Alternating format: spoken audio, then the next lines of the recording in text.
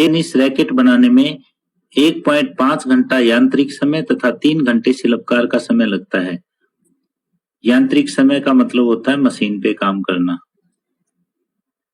यानी एक टेनिस का रैकेट बनाने के लिए 1.5 घंटे मशीन पर काम करना पड़ता है और 3 घंटे हाथ से काम करना पड़ता है। शिल्पकार का मतलब होता है हाथ से काम करना। और दूसरा, क्रिकेट बल्ले को तैयार करने में 3 घंटे यांत्रिक समय लगता है, 3 घंटे मशीन पे काम करना पड़ता है और 1 घंटे हाथ से काम करना पड़ता है। एक दिन में कारखाने में विभिन्न यंत्रों पे उपलब्ध यांत्रिक समय यानी मशीन का जो समय है वो ज्यादा से ज्यादा 42 घंटे का है और जो हाथ से काम करने का समय है वो 24 घंटे से अधिक नहीं है। जब भी कम से कम का हो तो लेस देन इक्वल टू का यहाँ पे निशान आ जाएगा, ये आपका समय आ जाएगा। अब ये कहता है कि रैकेटों और बल्लों में कितनी संख्या से बनाया जाए ताकि कारखाना पूरी क्षमता से कार्य कर सके, यानी अधिक से अधिक कितने रैकेट और कितने बल्ले बनाए जाए। तो यहाँ पे ये जो लीनियर प्रोग्रामिंग प्रॉब्लम है ये मैक्सिमाइज की है कि अधिकतम z बराबर ये आ जाएगा। हम ये मान लेते हैं कि टेनिस के रैकेट उसने x बनाए और क्रिकेट के बल्ले y बनाए, तो x प्लस y। और यहाँ पे ये जो क्वेश्चन बनेगा वो इस टाइप से बन जाएगा, अधिकतम z बराबर x plus y 1.5 x plus में 3y less than equal to 42, यानी रैकेट टेनिस के रैकेट जो है वो x बनाने हैं और एक में जो मशीन पे टाइम लगता है वो 1.5 और क्रिकेट बल्ले y बनाने हैं, एक पे टाइम लगता है वो 3 घंटे, तो ये 3y दोनों 1.5x प्लस में 3y less than equal to 42 की ज्यादा से ज्यादा घंटे हमारे पास 42 है। इसी तरह से दूसरा आ जाएगा 3x प्लस में y less than equal to 24। ये यहाँ पे इस तरह से पार्ट 1 बन जाएगा। और पार्ट 2 हमें ये दे रखा है कि यदि रैकेट और बल्ले पर लाभ क्रम से 20 रुपए तथा 10 रुपए हो तो कारखाने का अधिकतम लाभ ज्ञात करें। तो यहाँ पे इसको 20 से गुणा कर देंगे, इसको 10 से गुणा कर देंगे, दूसरा पार्ट आ जाएगा। पहले तो हमें मैक्सिमाइज निकालना है x प्लस वाई, x और y का मान हमें ज्ञात करना है। ये x greater than 0, y greater than 0। अब ये यहां तक क्वेश्चन था प्रश्नावली 12.2 का। अब ये सिर्फ जो है वो एक लीनियर प्रोग्रामिंग प्रॉब्लम है और अधिकतम की प्रॉब्लम है। तो यहाँ हमें ये प्रश्नावली 12.1 का क्वेश्चन बनता है। आगे हम इसको स्पीडली सोल्व करेंगे। असमीकाओं के अंतर्गत हम एक समीकरण मानते हैं कि 1.5x प्लस 3y बराबर 42, ये लेस देन के जो निशान है वहां बराबर मान लेंगे तो ये तीनों रेखाओं के समीकरण बनेंगे। इन तीनों रेखाओं को हम ग्राफ पे शो करेंगे। ग्राफ पे शो करने के लिए सबसे पहले ये टेबल की हमें आवश्यकता है। एक बार x बराबर 0 लिख लेंगे, एक बार y बराबर 0। इसी तरह से दूसरी समीकरण में भी एक बार x बराबर 0, एक बार y बराबर 0 लिख लेंगे, फिर इसको ग्राफ पे ले आएंगे।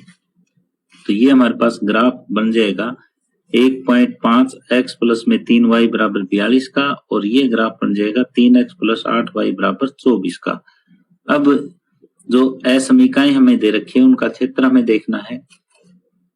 तो 1.5x प्लस में 3y less than equal to 42 का क्षेत्र पहले देखेंगे। तो इसमें x बराबर 0, y बराबर 0 आप रखोगे तो मूल बिंदु इस क्षेत्र में शामिल होगा। तो इस रेखा का जो डायरेक्शन होगा वो मूल बिंदु की तरफ होगा। इसी तरह से दूसरी रेखा का जो डायरेक्शन है वो भी मूल बिंदु की तरफ है। ये x बराबर 0 है तो x ग्रेटर देन 0 ये हो जाएगा। ये y बराबर 0 है तो y ग्रेटर देन 0 ये। तो जो कंबाइंड क्षेत्र है वो ये आ जाएगा हमारे पास, ये कंबाइंड क्षेत्र।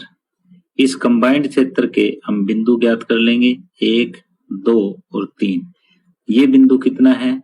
ये बिंदु है वो 0, 14 है। ये वाला बिंदु हमें ज्ञात करना पड़ेगा इस इक्वेशन को सोल्व करके, और ये बिंदु है वो 8, 0 है। ये हम सोल्व कर लेते हैं। चाहो तो आप इन दोनों रेखाओं को सोल्व कर लो, नहीं तो आप ग्राफ से डायरेक्ट भी देख सकते हो। तो इधर से अगर हम देखते हैं तो x बराबर 4 है, y बराबर 12 है, तो ये बिंदु 4, 12 आ जाएगा। तो हमें अब z अधिकतम ज्ञात करना है x प्लस वाई। पहले पार्ट में z का मान x प्लस वाई ये ज्ञात करना है। और z पहले यहां से देखो 0, 14 पे 0 प्लस 14 बराबर 14 आ जाएगा। फिर यहाँ से देखो z 4, 12 पे 4 प्लस 12 ये 16 आ जाएगा। फिर यहाँ से देखो z 8, 0 पे 8 प्लस 0 ये आया 8। तो अधिकतम ये है, z का मान अधिकतम कितना है 16। तो वो कारखाना पूरी अक्षमता के साथ कार्य करे तो रैकेट जो है वो 4 बना सकता है, रैकेट बनाएगा 4, और क्रिकेट के जो बल्ले बनाएगा वो कितने बनाएगा, वो 12 बनाएगा। तो अधिकतम जो संख्या है वो 16। अब दूसरा पार्ट ये पूछ रहा है, दूसरे पार्ट में ये कह रहा है कि एक जो टेनिस का रैकेट है उस पर 20 रुपए का बेनिफिट हो रहा है और बल्ले पर 10 रुपए का। तो z बराबर 20x प्लस में 10y, और ये हमें अधिकतम ज्ञात करना है। तो यहाँ अधिकतम ये है, तो z के बराबर हमारे पास आ जाएगा 20 गुणा में रैकेट 4 प्लस में बल्ले 12, 12 चौके 48, 480 नहीं 2 चौके 8, 20 चौके 80 प्लस में 12 दाएं 120। जो टोटल उसको बेनिफिट हो रहा है वो 200 रुपए का हो रहा है। यहाँ पे maximum of z is equal to 200। पहले तो हमने इस साइड से बिंदु निकाल लिया और बिंदु का मान हमने यहाँ पे रख दिया कि x के बराबर 4, y के बराबर 12। तो इस तरह से प्रश्न नंबर 3 कंप्लीट हुआ। प्रश्न नंबर 4 है, एक निर्माणकर्ता नट और बोल्ट का निर्माण करता है। यहाँ पे किस किस का निर्माण कर रहा है, नट का निर्माण कर रहा है और बोल्ट का कर रहा है। एक पैकेट नटों के निर्माण में मशीन A पर 1 घंटा और मशीन B पर 3 घंटे काम करना पड़ता है। दो तरह की मशीन है, एक मशीन A है और एक मशीन B है। जैसे जैसे ये दे रहा है ऐसे ऐसे आप लिखते जाओ। जबकि एक पैकेट वोल्ट के निर्माण में 3 घंटे मशीन A और 1 घंटे मशीन B पे काम करना पड़ता है। वह नटों से ₹17.50 प्रति पैकेट और वोल्टों पर 7 रुपए प्रति पैकेट लाभ कमाता है। यदि प्रतिदिन मशीनों का अधिकतम उपयोग 12 घंटे किया जा सकता है, जो प्रत्येक नट और बोल्ट के लिए कितने पैकेट उत्पादित किए जाए ताकि लाभ है वो अधिकतम हो। तो अब दोबारा से पढ़ते हैं, फिर आपको और अच्छी तरह से क्लियर हो जाएगा। अभी तक तो हमें ये बताया लगा है कि वहां पे नट और बोल्ट बन रहे हैं, 2 मशीनें वहां पे काम कर रही है।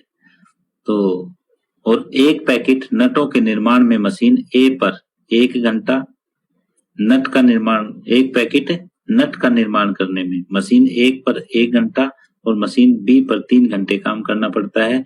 जबकि एक पैकेट वोल्ट बनाने पर 3 घंटे मशीन A पे काम करना पड़ता है, 1 घंटे मशीन B पर काम करना पड़ता है। वह नटों को 17.5 रुपए प्रति पैकेट, यानी यहाँ पे लाभ जो है वो क्या 17.50 प्रति पैकेट और वोल्ट पर 7 रुपए प्रति पैकेट लाभ कमाता है। यदि प्रतिदिन मशीनों का अधिकतम उपयोग 12 घंटे किया जा सकता है, तो इसका उपयोग भी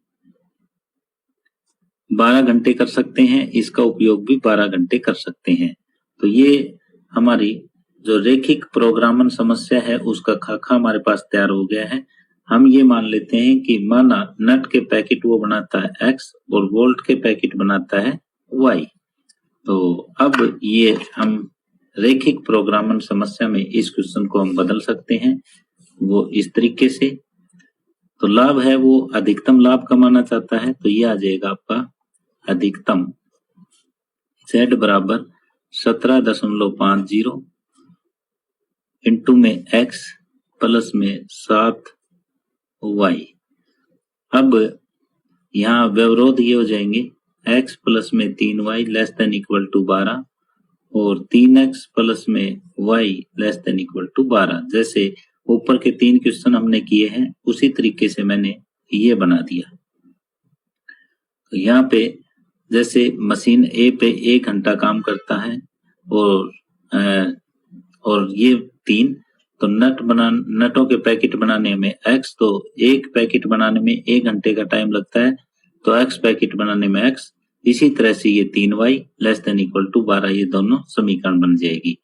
तो अब ये क्वेश्चन हमारे पास तैयार हो चुका है, अब इसे हमें सोल्व करना है। तो इस रेखिक प्रोग्रामन समस्या को सोल्व करने के लिए सबसे पहले जो ये असमीकाएं हमें दे रखी है, ये इसके अंतर्गत हम इन सभी असमीकाओं के अंतर्गत समीकरण मान लेंगे। तो ये 4 समीकरण हमने मान ली। अब इन चारों समीकरणों में हम देख रहे हैं कि ये चारों की चारों रेखाएं हैं और इन रेखाओं का हम ग्राफ तैयार करेंगे। ग्राफ तैयार करने के लिए पहले हमें टेबल बनानी पड़ेगी। टेबल हमने पहले x को 0 लिखा, फिर y को 0 लिखा, इसी तरह से यहाँ पे पहले x को फिर y को 0 लिखा, दूसरी वैल्यूज अपने आप आ जाएगी। अब x प्लस 3y बराबर 12, इसके लिए ग्राफ ये तैयार हो गया और 3x प्लस y बराबर 12 के लिए ग्राफ ये तैयार हुआ। अब x plus 3y less than equal to 12 का हम क्षेत्र देखना चाहते हैं इस असमीका का, तो यहाँ x बराबर 0 y बराबर 0 रखेंगे तो मूल बिंदु इस क्षेत्र में शामिल होगा क्योंकि ये सत्य है। तो मूल बिंदु यदि यहाँ शामिल है तो इसका जो ग्राफ है वो मूल बिंदु की तरफ जाएगा।